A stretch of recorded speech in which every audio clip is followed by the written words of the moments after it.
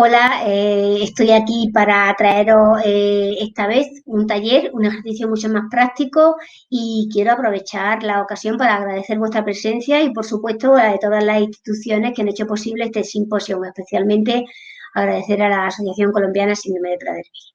Este taller que os traigo es un taller que a mí me resulta especialmente interesante porque va dirigido a los abuelos y a los familiares que apoyan a los niños y a las niñas con síndrome de Prader-Willi. La verdad que la tarea que hacéis es maravillosa y seguramente muchas familias no podrían salir adelante sin vuestro esfuerzo. Así que os planteo un trabajo en equipo, un trabajo en grupo y espero que os resulte interesante porque me parece que, como os decía, vuestra tarea es maravillosa. Así que vamos a ello. Veréis, vamos a tener que trabajar mucho porque vamos a analizar un par de casos. Lo que vamos a hacer es dividirnos en dos grupos y cada grupo va a trabajar un caso específico. El grupo 1 trabajará el caso 1 y el grupo 2 el caso 2. Después, cada uno de los grupos, el del caso 1 y el del caso 2, nombrará un portavoz. Y ese portavoz nos resumirá durante 5 minutos las conclusiones a las que ha llegado en su grupo. Y tras esto, entre todos, llegaremos a una conclusión general, pues aproximadamente en 10 minutos. ¿Qué haremos con todo esto? Pues con todas las conclusiones que hemos sacado, que seguramente van a ser súper ricas, súper interesantes y muy acertadas, estoy segura, vamos a dejar unos 10 minutos para que otras personas que no han participado del taller pero nos estén viendo quieran preguntar, comentar o, oye, simplemente felicitarnos por el extraordinario trabajo que hayamos hecho. ¿De acuerdo? Entonces, voy a exponeros el primer caso, que es para el grupo 1, y en ese caso hay una pequeña redacción del caso en concreto y luego 3 preguntas. Bien, la idea es que una vez que leamos la descripción del caso, respondáis en ese debate que vais a hacer y luego no les ponga a vuestro portavoz, al grupo 1, estas 3 preguntas. No obstante, si hay otra parte que queráis resaltar y que no aparezcan esas preguntas, sentiros libres de hacerlo porque se trata de eso, de que entre todos tenemos más opciones. Vamos a pasar a leer el caso 1, el caso de Cristóbal. Mi nieto Cristóbal tiene 9 años. Se le administra hormona de crecimiento desde los 3. Tiene buen peso y apenas presenta problemas comportamentales. En el colegio al que asiste con adaptaciones curriculares, ha tenido conducta de búsqueda de comida activa en ocasiones. Hoy todo ha sido excelente, ha ido muy bien. He paseado con él durante 2 horas. De regreso, antes de entrar en casa, me pide que le compre un pequeño paquete de caramelos sin azúcar.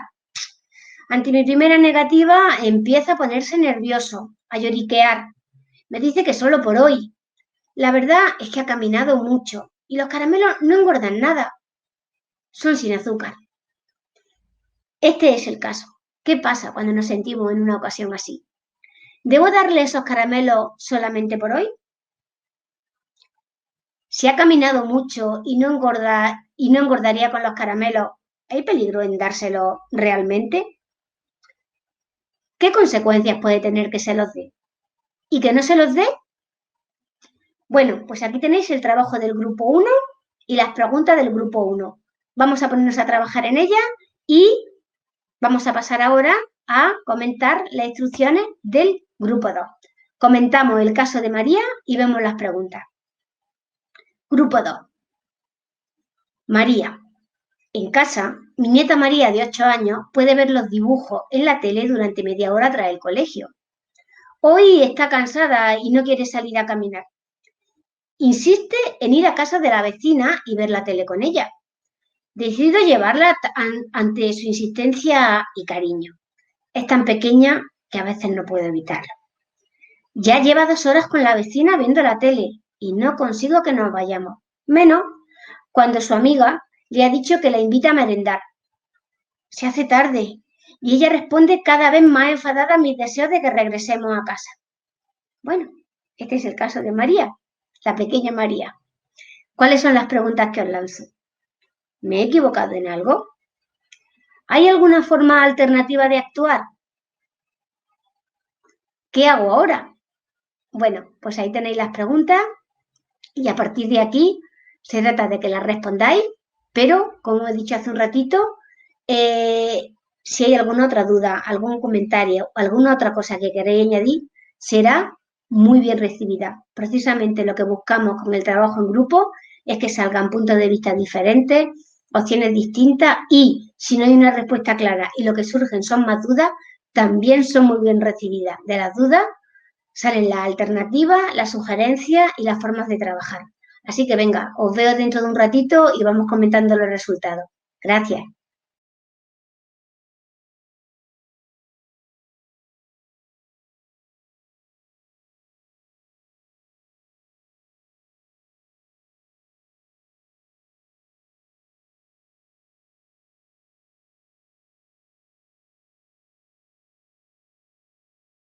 Listo. Bueno, veo que la mamá de Carlos, la tía de Carlos Iván se salió, ya tenía problemas de internet.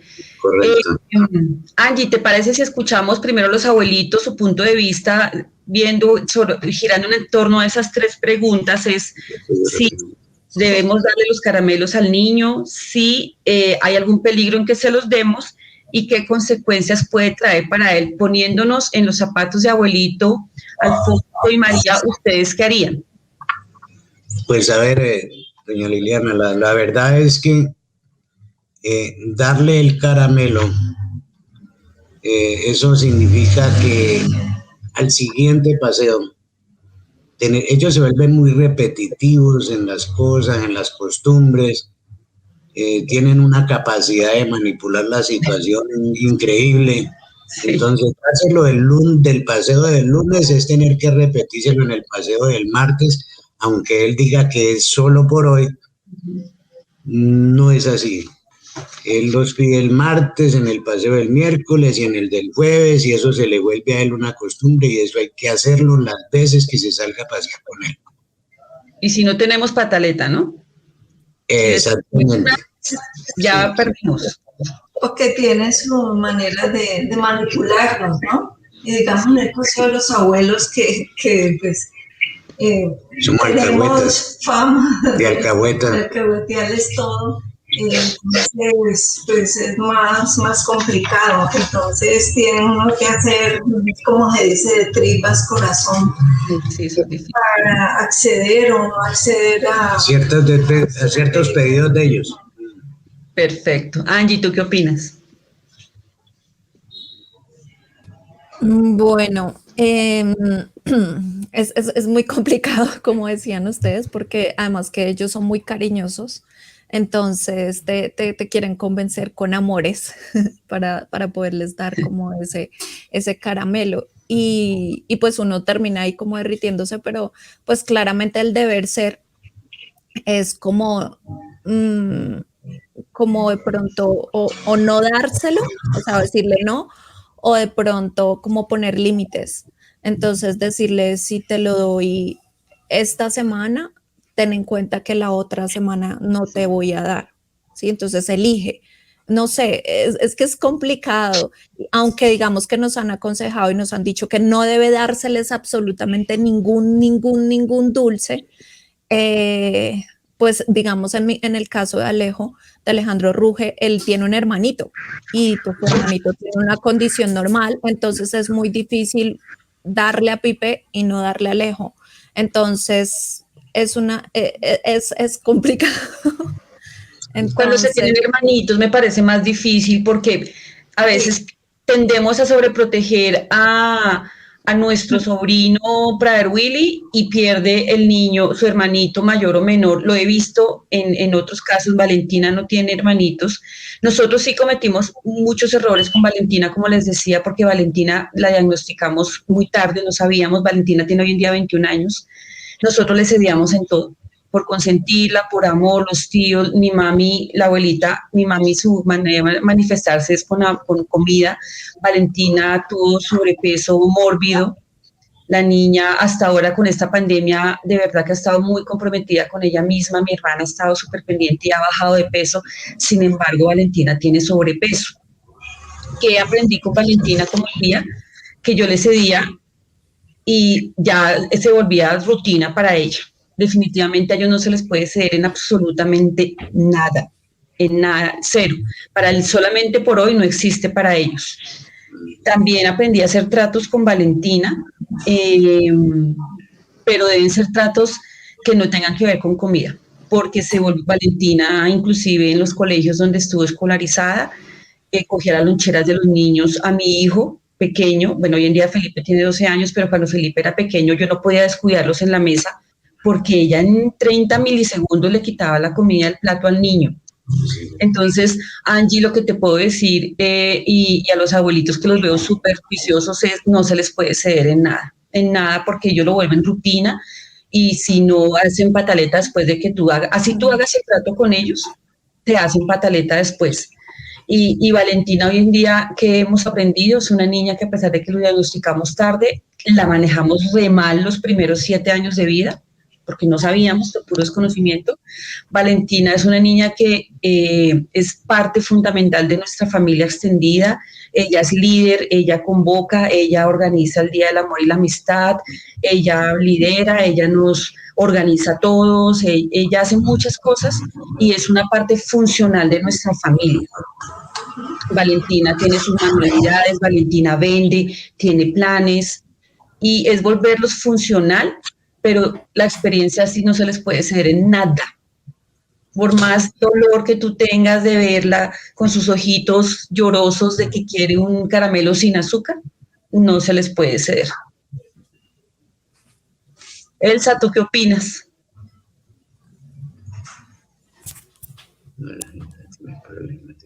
El internet de Elsa no está muy bueno.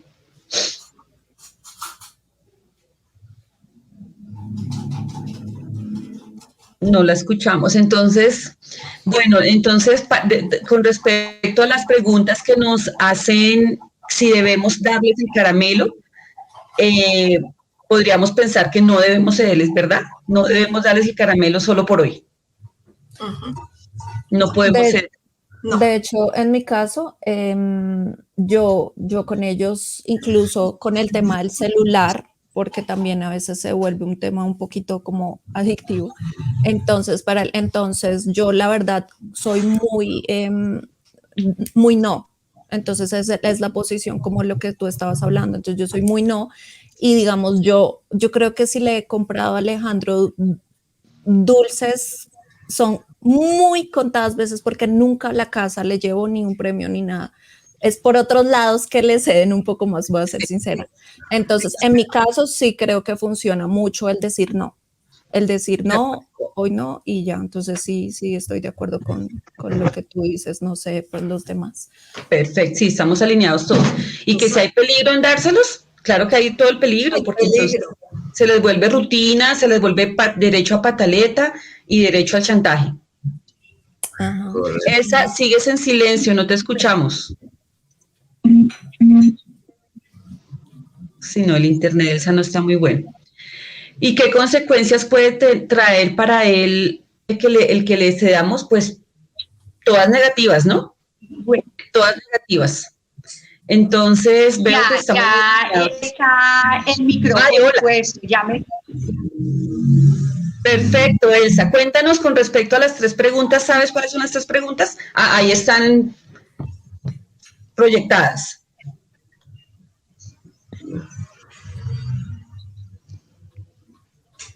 Ya está el micrófono, ¿ya me escuchan? Sí, te escuchamos. Se salió. Y no sé, creo que tenemos 2 minutos para la conclusión. Sí, entonces la conclusión es que definitivamente el solo por hoy no existe para nuestros niños, si están de acuerdo. Sí. No debemos ceder ni una sola vez porque para ellos se vuelve rutina y no podemos romper las rutinas, pero sobre todo como tíos y como abuelos cuidadores, debemos estar completamente alineados con el cuidador, sea la mamá, sea el papá. Si ellos no nos autorizan y no tenemos nada acordado con ellos, definitivamente no podemos cederle a los niños en absolutamente nada. De acuerdo. Hola, Elsa. Bueno, ahora sí me escuchan. Te escuchamos muy bien. Ahora sí me escuchan. Bueno, yo estaba escuchando a todos, entonces tienen toda la razón. En el caso de las tías, somos muy alcahuetas. Al principio no teníamos mucho conociendo de lo del síndrome, entonces cedíamos un poquito. Entonces, para Carlitos éramos las tías chéveres, de que gustaba quedarse con nosotros, porque al principio éramos muy permisivos. Entonces decía, quiero una fruta, quiero más galletas. Entonces uno decía, ok. Pero ya conociendo ya el síndrome, sabemos que si accedemos un poco, es un daño que le podemos hacer definitivamente a Carlitos. Lo que ustedes decían, no podemos llegar a un momento en tener como una tregua, ¿no? Si caminaste, yo te voy a dar más. O lo mismo, poder decirle, no te doy hoy, pero te voy a dar mañana, que ese es un error que también a veces cometíamos, de que le decíamos, vamos a hacer esto al otro día. Entonces, ¿qué pasaba? Lo poníamos más ansioso, o yo, por ejemplo, en mi caso, yo lo ponía más ansioso. Entonces, a cada momento me preguntaba, ya. Entonces, ese es otro error que uno a veces comete, de decirle con anticipación las cosas, no decirle al otro día, mira, te tengo esto. O sea, en este caso con Carlitos, a él le encanta que yo he dado cuenta la sorpresa. En cuanto al caso de Alejandro, niño, es difícil, ¿no? Porque no se lo da de forma que le da, que le forma un problema, no para uno, sino para el niño. Entonces, verdad que es un caso muy complejo, porque así sea un caramelo sin azúcar, estamos siendo permisivos. Aunque a veces también se puede negociar, ¿no? No te doy el caramelo, pero uno sabe que se le puede dar fruta de la cual ellos pueden comer. Pero también yo como manejo a Carlitos, que quiero esta galleta. No, nunca, a ver, al principio era no, ellos no entienden la palabra no. Entonces ya después empecé a practicar conmigo misma a no decirme no, porque entre más le diga a los niños no, ellos no entienden. Entonces, ¿qué hace uno? Suplirle la ansiedad de poderle dar ese caramelo o de poderle dar lo que él quiere. Entonces yo le decía un tiquis, porque ya la disciplina de Carlitos, que son las comidas, el desayuno, las 9, después el almuerzo, las 11, la cena. Entonces, esto también es importante, esa disciplina que tiene Carlitos. Entonces, ella como que conoce en qué momento se le tiene que dar su alimento. Pero si él se adelanta, yo le digo un tiquis. Para él un tiquis es un tiempo, y con la mano yo siempre le hago un tiquis. Ella entiende que el tiquis hay que esperar que de todas maneras se el alimento que tiene. Entonces ya se nos acabó el tiempo para las conclusiones. Ya comparándolo con el otro. Entonces ya para concluir, lo que podemos con este caso de Cristóbal es que definitivamente ceder una vez es cederle siempre. Entonces ahí tenemos un problema. Importantísimo los tratos preestablecidos y las rutinas que tienen los niños con su cuidador principal, que nosotros no podemos ver esas rutinas como tíos en aras de bajarles ansiedad a los niños o de consentirlos. El solo por hoy no existe con ellos. En resumen, entonces, nuestras conclusiones es que no debemos darle el caramelo solo por hoy. A pesar de que sea un caramelo sin azúcar, esto no es el caramelo en sí, sino es el romper la rutina, que no debemos hacerlo.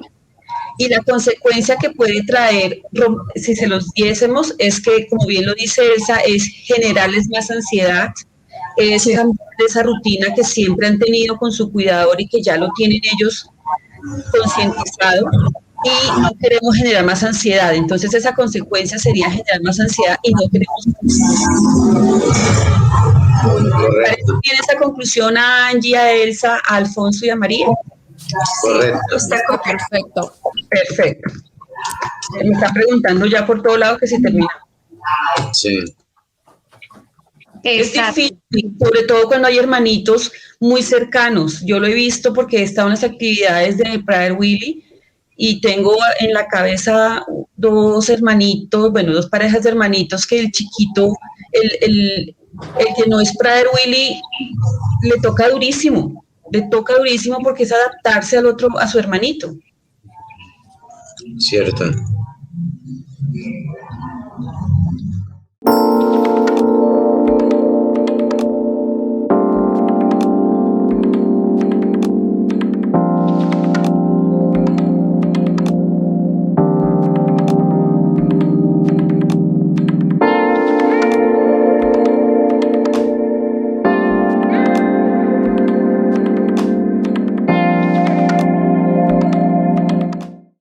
Bueno, Edison, Bueno. cuéntanos, ¿cómo manejamos el tema? Son situaciones que se nos presentan a diario, a todo momento. Es una situación muy, muy común y de verdad que uno queda a veces como sin la autoridad para decidir qué hacer y tiene uno muchas veces que plegarse pues al momento que ellos decidan, ¿no? A ver si ya nos podemos ir, porque pues por ejemplo en el caso de nuestro nieto muchas veces cuando se presiona mucho o se le lleva la contraria, entonces tiende a se hacer enfada, la pataleta. y hace pataleta y pega. Entonces, yo no sé, yo creo que sería muy importante porque nosotros hemos como abuelos y la tía que vive aquí con nosotros, que comparte mucho con ellos, hemos detectado que muchas veces son pataletas por la enfermedad, ¿sí? O sea, que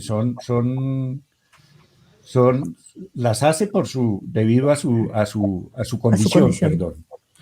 Y otras veces es por capricho, porque aprovechan esa situación para imponer sus deseos.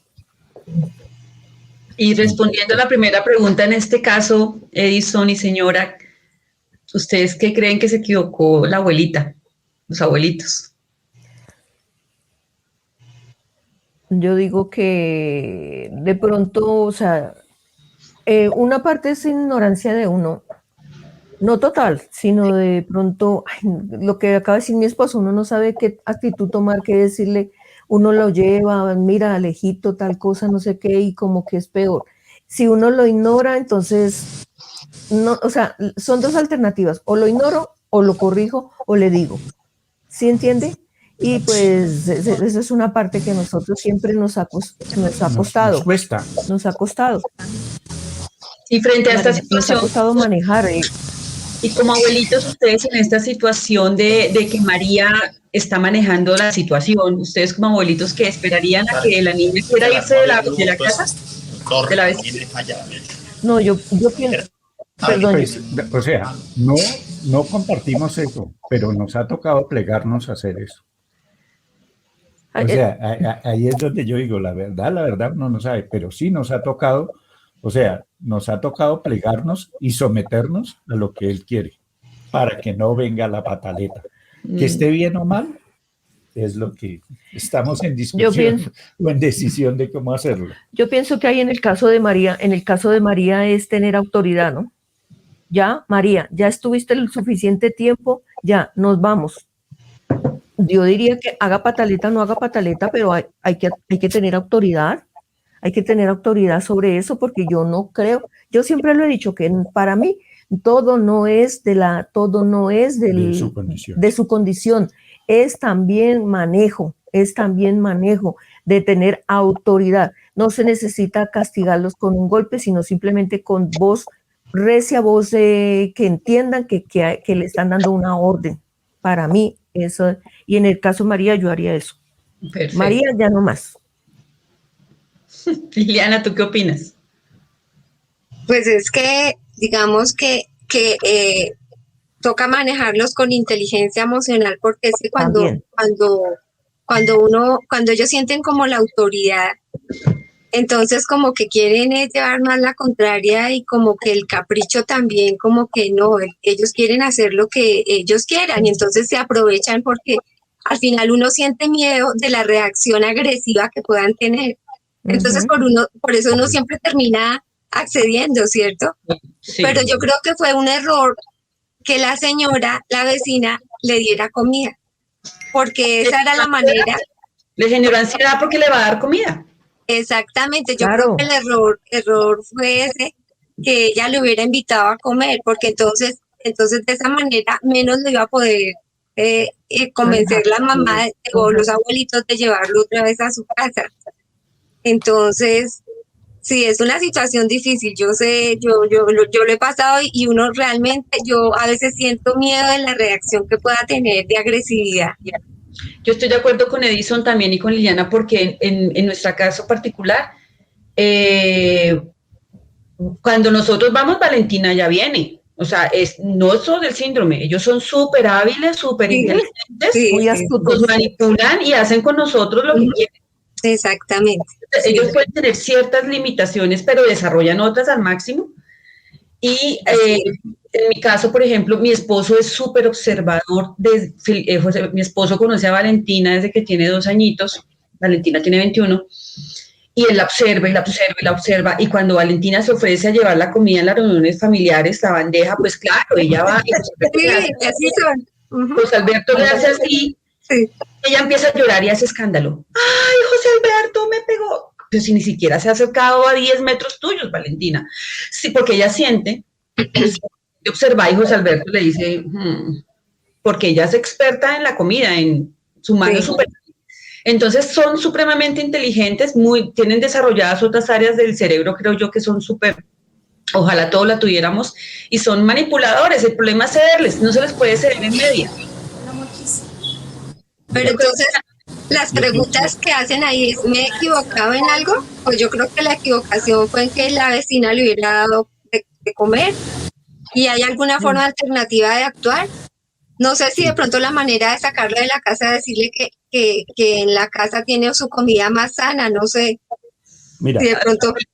Edison levanta la mano. Sí, mira, yo soy, o sea, Alejito tiene una condición, hay un ruido. No, pero ellos escuchan bien. Alejito tiene una condición que es, digamos, si hay personas que no lo conozcan, él pasa muy desapercibido en su condición, ¿sí? Porque en él no es muy marcada.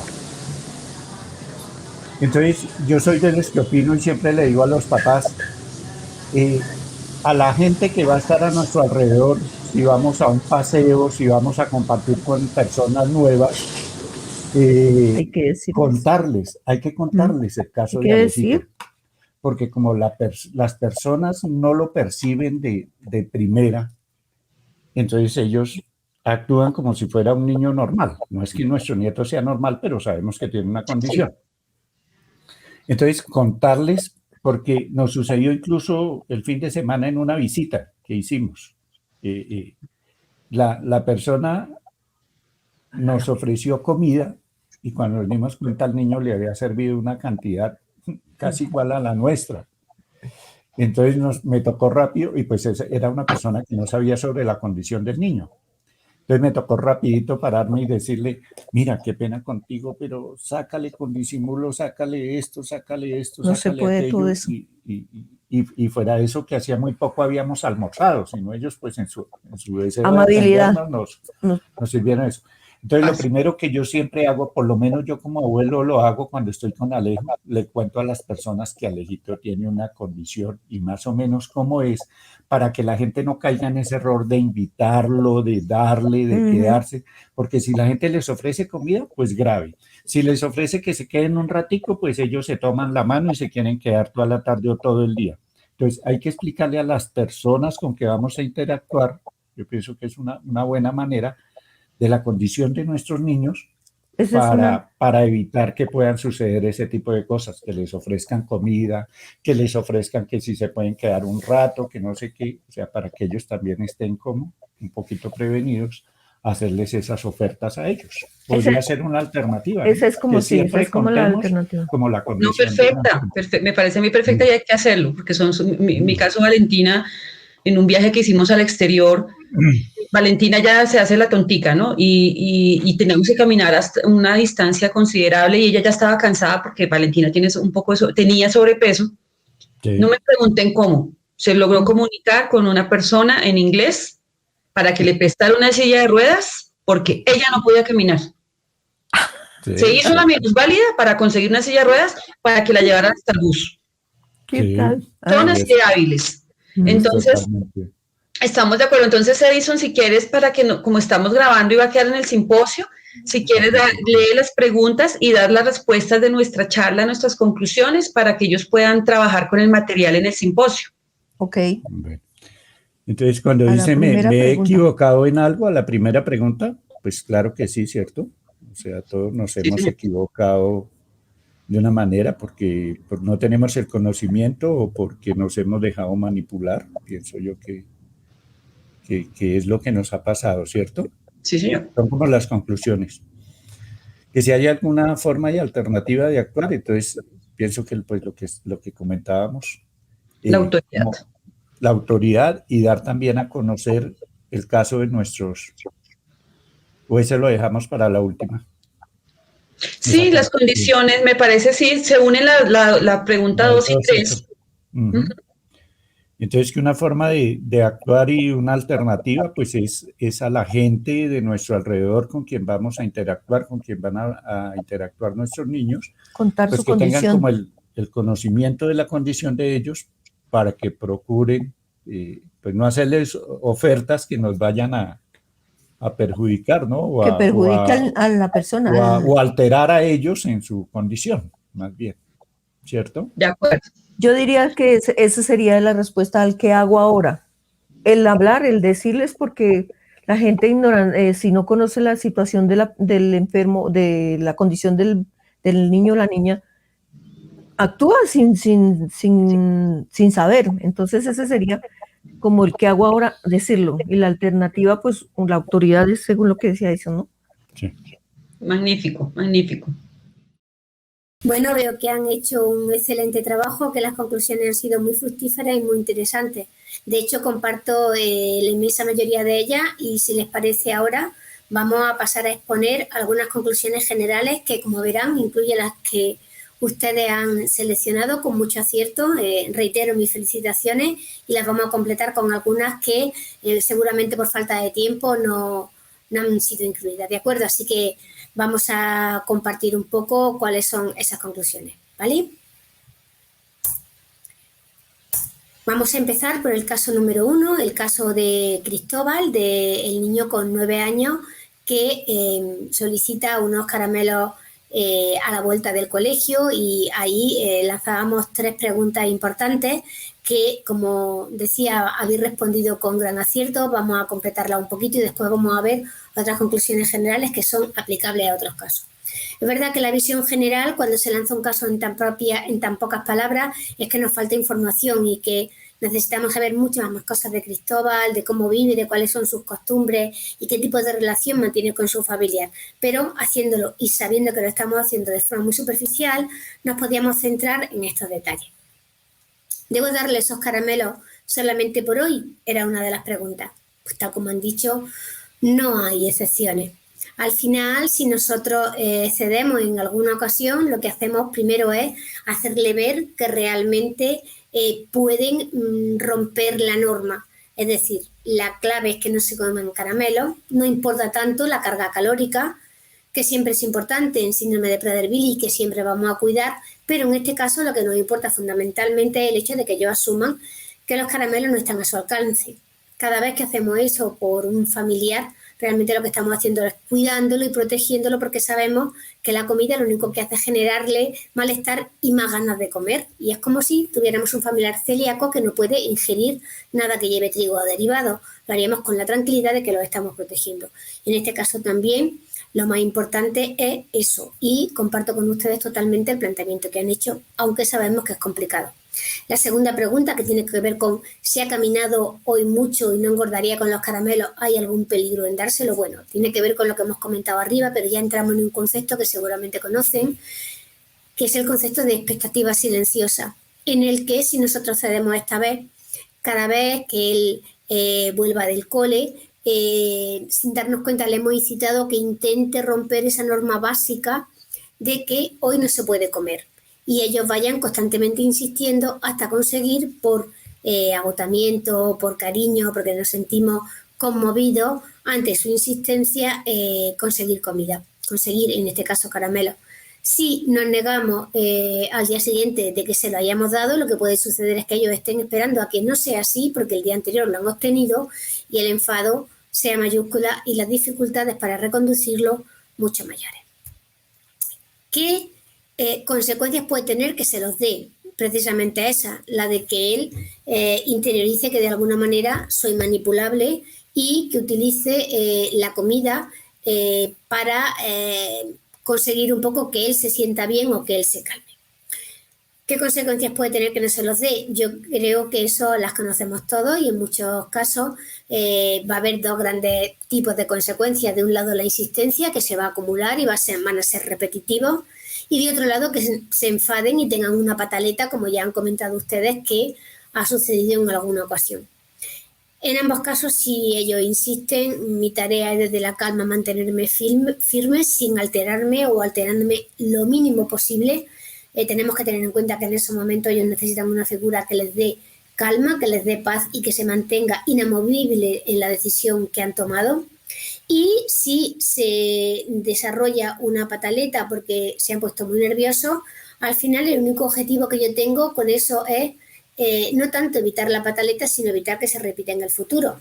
Si ellos son conscientes, se dan cuenta, porque son muy, muy avispados para muchos asuntos, como ustedes han comentado, lo que podemos obtener es que ellos tengan un tipo de chantaje hacia nosotros que tiene que ver con la posibilidad de amagar un enfado. Con lo cual, si hay que tener el enfado, es mejor que se tenga y actuar en consecuencia, y ya situarnos en el escenario de que hay una rabieta, una crisis de ira montada y cómo manejarla.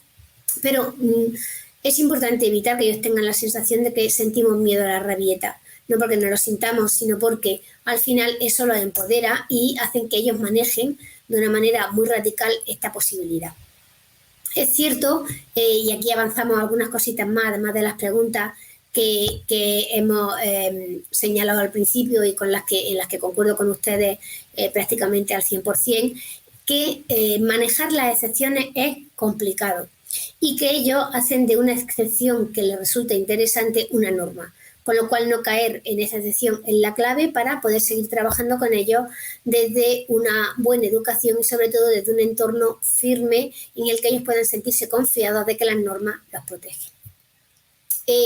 Es importante también tener en cuenta que nosotros lo que estamos haciendo día a día con nuestros familiares es establecer normas no solo en el presente, que por supuesto sí, pero también de cara al futuro. Lo que estamos estableciendo son unas formas de funcionar. Ellos nos están conociendo y nosotros los estamos conociendo a ellos. Antes alguien comentaba que ellos saben muy bien con qué tipo de persona están. Sin lugar a dudas, nosotros tenemos que mostrarnos entre ellos como esa persona con la que van a tener unas pautas bien marcadas, bien claras, desde lo positivo y desde la posibilidad de ayuda, y que van a ser inamovibles. También, sin lugar a dudas, como todos los niños, no solo los niños con síndrome de Prader-Willi, cualquier niño tiende a romper la norma, tiende a desafiar a veces a los adultos y tiene que saber que somos capaces de manejar esas situaciones, insisto otra vez, desde la calma. Y fijaros que, insisto, desde la calma a lo mejor solo aparente, porque es evidente que vamos a estar nerviosos, desconfiamos a veces de las posibilidades que tenemos de control, pero lo más importante es ser capaces de transmitir que estamos tranquilos, es decir, si no lo estamos, al menos simularlo. Ha salido en algún momento el problema que conlleva tener hermanos coetáneos de una edad similar con el manejo de las chucherías y otro tipo de dulces. Es cierto que esto no está relacionado directamente con el caso que hemos expuesto, pero es verdad que es una situación que se da en muchas ocasiones. Es importante que una persona con Prader-Willi entienda que no va a comer lo mismo que una persona que no tiene Prader-Willi. En ese sentido es interesante que si el hermano está comiendo algo dulce, él también esté comiendo lo que le toque en ese momento. Es decir, que lo importante no es que coman cosas diferentes, que de hecho es lo aconsejable. Insisto en la idea de tener un hijo con algún tipo de alergia. No va a comer lo mismo que su hermano, va a comer otras cosas. Bueno, pues aquí algo parecido. Una persona con Prader-Willi debe de interiorizar y además eso le facilita la vida porque el mundo entero no se va a adaptar a sus necesidades y por tanto lo ideal es que ellos sean capaces de ver que los demás comen otra cosa. Con respecto al hermano, simplemente le he anotado aquí alguna característica importante, alguna variable importante en lo que tiene que ver con su desarrollo. Los hermanos nunca deben de ser los cuidadores, nunca deben de ser las personas que nos cuenten qué han hecho sus hermanos. Al final, si yo a mi hijo que no tiene Prader-Willi le pido información sobre lo que ha hecho su hermano con síndrome de Prader-Willi, estoy invitando a que lo traicione a él si me cuenta lo que ha hecho o a que me traicione a mí si no me lo cuenta, y eso es duro para un niño. De manera que hay que intentar naturalizar todo lo que podamos esta relación con los hermanos y, por supuesto, escuchar todo lo que tienen que decirnos, incluidas las quejas, porque a veces se van a cansar mucho de su hermano y también tienen el derecho de sentir vergüenza por algún comportamiento que tengan en público. La vergüenza es una emoción básica, primaria, que no podemos controlar, sentir, y hay que naturalizar que todo esto a veces lo vivimos, lo sentimos y somos capaces de continuar siendo felices y lo gestionamos también desde el apoyo mutuo y nunca desde la condena.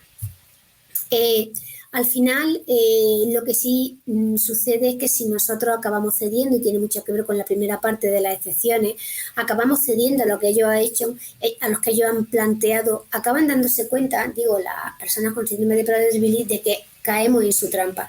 Y eso les reitera en este tipo de conducta. De manera que la clave es pensar que cada momento puntual es decisivo, como decíamos hace un ratito, de cara al futuro, de cara al mañana, y que más vale enfrentar las cosas en un momento en que se plantean que eludirlas o dejar que consigan lo que quieran, porque eso lo que va a generar es que sigan pidiendo en reiteradas ocasiones conseguir comida o cualquier otra cosa que en ese momento a ellos les apetezca, como niños que son, y más conociendo su condición y su necesidad de comer con tanta frecuencia.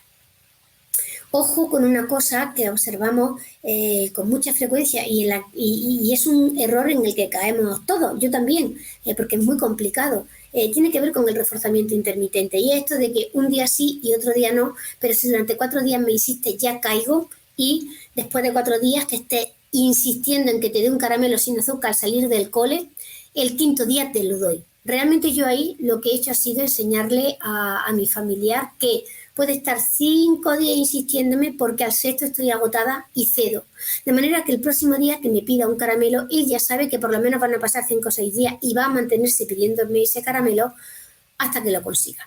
Puede que cuando yo me dé cuenta diga, bueno, pues esto no se va a volver a repetir y me mantenga firme y decida no dar ese caramelo.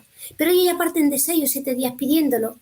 De manera que cuando llevan 10 días, el agotamiento que yo ya tengo es soberano. Así que un día hay que plantarse y decir, da igual los días que hayan pasado, pero de forma tranquila, cautelosa y siempre redirigiendo desde el cariño, me voy a mantener firme, lo pida los días que los pida o las veces que lo pida o de la forma que lo pida, me voy a mantener firme en no ceder por esta vez, porque si no caemos en lo que llamamos reforzamiento intermitente, que es aquel que no se da de continuo, sino a veces sí y a veces no, y que hacen que las conductas que queramos cambiar, las conductas que queramos extinguir, se hagan muy resistentes a la frustración y nunca varíen. Importante, mucho cuidado con eso y a lo mejor os lo hago llegar porque a mí me pasa alguna vez. Importante también tener en cuenta una cosa. Nosotros vamos a necesitar muchas veces reforzar a una persona con Prader-Willi, pues igual que todos los seres humanos tienen reforzamiento.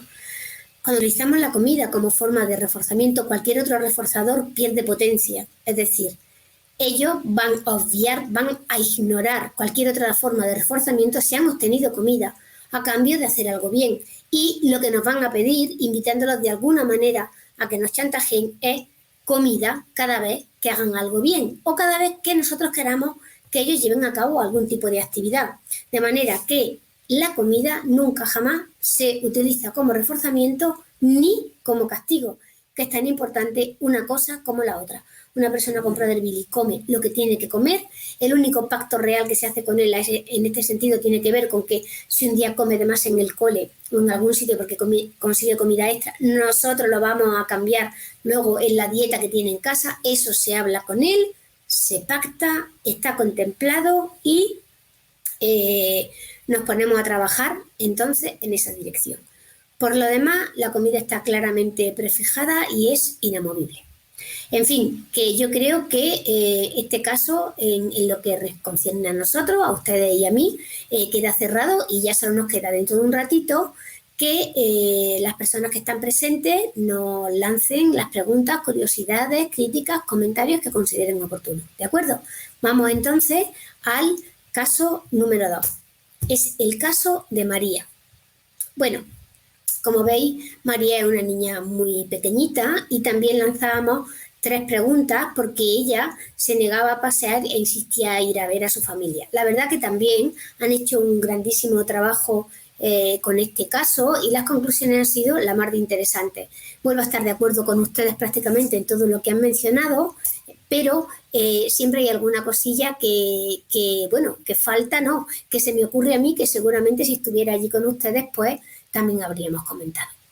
¿Me he equivocado en algo? Bueno, realmente si ella no hace esta solicitud de que quiere ir a casa de su vecina y evitar el paseo, lo ideal sería emplear el reforzamiento de ir a casa de la vecina como consecuencia de dar este paseo. Es decir, mantenernos todos los fines que podamos en que salgamos a pasear y que una vez que se termine el paseo podamos regresar y si quiere visitar a su vecina un ratito en casa. Si vemos que ella tiene interés en ir a casa de su vecina, lo ha dicho alguien con mucho acierto, lo más importante es que nosotros nos cercioremos de que todas las personas que vamos a visitar o que la rodean sepan exactamente cuál es la condición de nuestro familiar, de manera que no se dé esa situación tan complicada que es que le ofrezca comida a la vecina. No obstante, si la vecina le ofrece comida o si algún día tenemos que ir a un lugar en el que no sabemos bien cómo va a actuar, está bien si salimos a pasear y vemos que ese día está un poco más rezongona, le cuesta más caminar, pues preparemos la merienda que vayan a tomar habitualmente y no la llevemos en el paseo de manera que si va a casa de la vecina pueda tomarla allí y nos anticipemos así alguna oferta si es que la vecina no tiene conocimiento. La parte más complicada, ¿qué hacer una vez que ella está allí, la vecina le ha ofrecido comida y yo no tenía preparada la merienda? Claro, ahí es donde verdaderamente empieza el problema. Ahí hay 2 opciones que supongo que podremos utilizar en un sentido o en otro en función de muchas cosas, de la capacidad que tenemos para sacarla de allí, de las posibilidades que se nos ofrecen por la cercanía o la lejanía de casa, en fin. Esas 2 opciones pueden resumirse en los que os pongo aquí. La primera, al final de decidir qué merienda allí, pero nosotros ya hemos pactado con ellos en diferentes ocasiones que hay una comida prefijada y que si se salen de eso que hemos prefijado, de lo que es su horario de comidas, cuando lleguemos a casa, la cena se va a tocar en función de lo que hayan comido. Entonces, por supuesto, comentamos con la vecina que vamos a tomar algo ligero si es inevitable, pero después cuando lleguemos a casa, eso se va a volver a lidiar y se va a tocar la dieta que tenía para por la noche. Además de que tomamos nota claramente de que al día siguiente es muy probable que María quiera volver a casa de la vecina y ahí es donde nosotros nos vamos a mantener firmes de que eso no va a ser así o que si quiere ir, como decíamos hace un poquito, va a llevar su propia merienda. Y la segunda parte, que desde luego es la que a mí me parece más interesante si podemos llevarla a cabo, es regresar con ella a casa, es decir, llevarla de allí sin que tome la merienda extra. Es verdad que es la parte más complicada y es verdad también que ahí puede volver a salir una rabieta. Vamos otra vez a la misma situación que en el caso anterior. a veces evitar una rabieta lo único que hace es reforzarlos para que el día siguiente amaguen y con eso acaben saliéndose con la suya. Así que si hay una explosión anímica, bueno, pues en ese momento trabajamos la ira, trabajamos el malestar y también nosotros nos ponemos en el modo de reconducir o dejar pasar esta rabieta hasta que se encuentre calmada y regresemos a casa sin que se haya salido con la suya. No obstante, este es un caso claro de que nos equivocamos desde el principio, en el primer momento, y entonces ya andamos un poco perdidos en cuanto a qué solución tomar después. Y es cuando cedemos en que ella no da el paseo y va a casa de la vecina sin puntualizar nada. Es lo que yo llamo un sí genérico. Ella hace una pregunta, yo digo que sí y no soy consciente de cuáles son sus expectativas reales a la hora de querer ir a casa de la vecina, porque igual ella ya preveía que la vecina, que es muy amable, le iba a ofrecer comida. Ojo con los sí genéricos. Vamos a casa de la vecina, pero te tomas la merienda que tienes preparada aquí, que la llevamos para allá, ¿vale? Y algunos apuntes más que tienen que ver, por ejemplo, con el concepto de tiempo. Hemos leído en el caso que ya se alarga la visita a esta vecina y muchas veces lo que vemos es que lo hacen adrede. Sin embargo, es verdad que ya sabemos que el concepto de tiempo lo manejan mal. Por eso es importante que nosotros le ayudemos a entender que el tiempo está pasando. Si ella está a gusto en casa de su vecina, ni siquiera se da cuenta de todo el rato que llevamos esperando allí. Os pongo entre paréntesis, ejemplo pinza, lo he contado alguna vez, en un caso real de un niño que tenía problemas en una piscina a la hora de salirse del agua y esto estaba ocasionando muchos problemas, tanto que le invitaron a que dejaran de ir a la piscina pública a usarla. Al final nos dimos cuenta de que este niño no era muy consciente de cómo pasaba el tiempo. Así que su padre en la camisa se ponía 2 pinzas de tender la ropa de 2 colores, una verde y otra roja en una solapa de la camisa. Cuando faltaban 5 minutos para que el chico saliera, se pasaba la pinza de color verde al otro lado. De manera que su hijo tenía un preaviso y ya cuando era la hora de salir, sin decirle nada, simplemente haciéndose ver, se pasaba la pinza roja también al otro lado. Y eso era el detonante para que él saliera del agua de forma automática sin que fuera necesario hacer público y notorio que tenía que salirse y sin reconducirlo en público para que los demás lo vieran y lo pusieran más nervioso.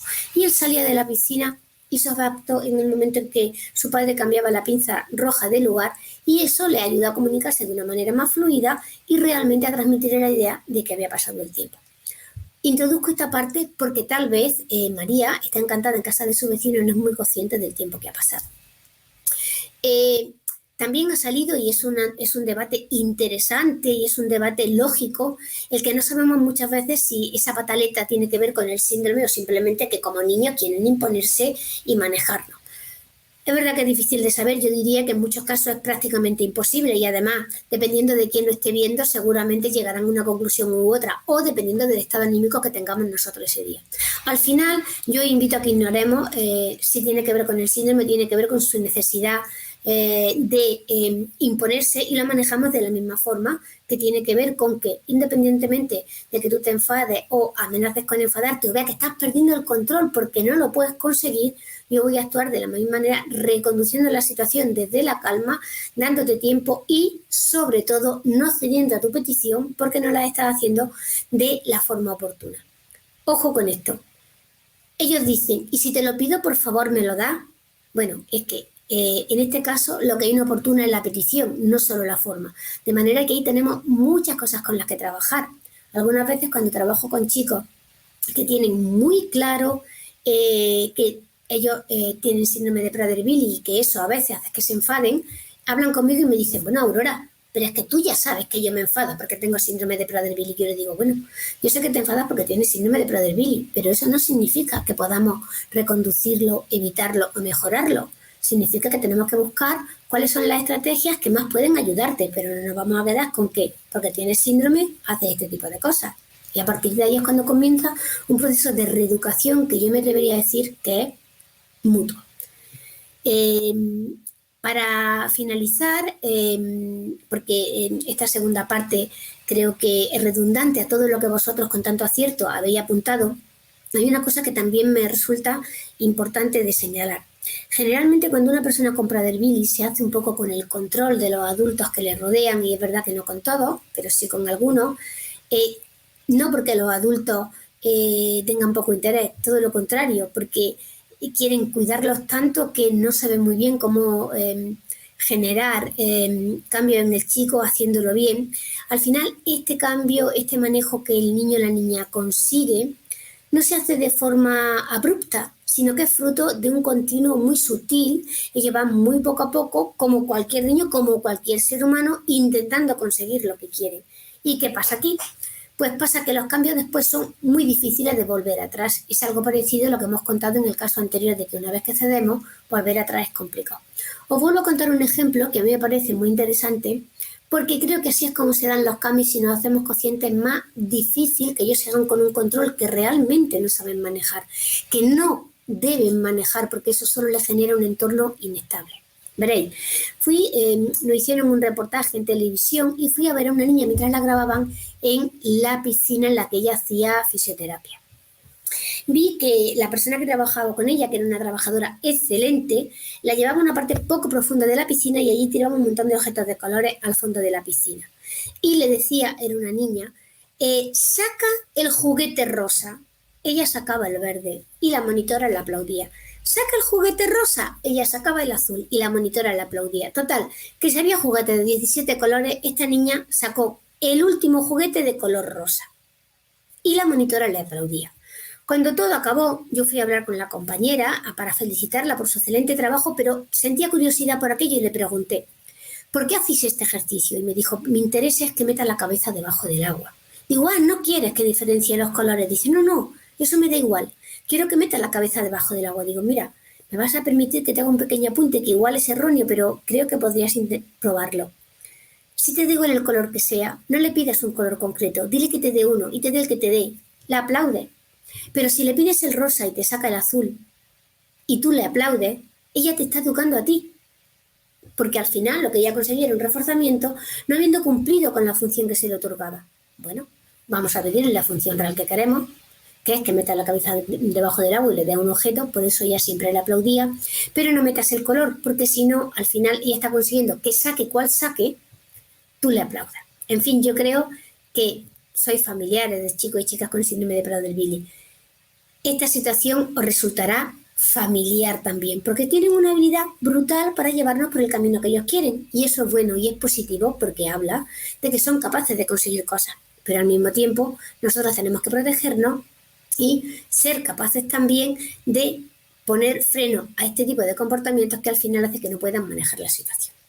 En fin, quedamos también, si os parece, con este caso, haciendo una compilación global, junto con la que vosotros habéis hecho de forma tan acertada, para que las personas que nos están acompañando quieran lanzar las dudas, comentarios o aclaraciones que consideren oportunos. Muchísimas gracias.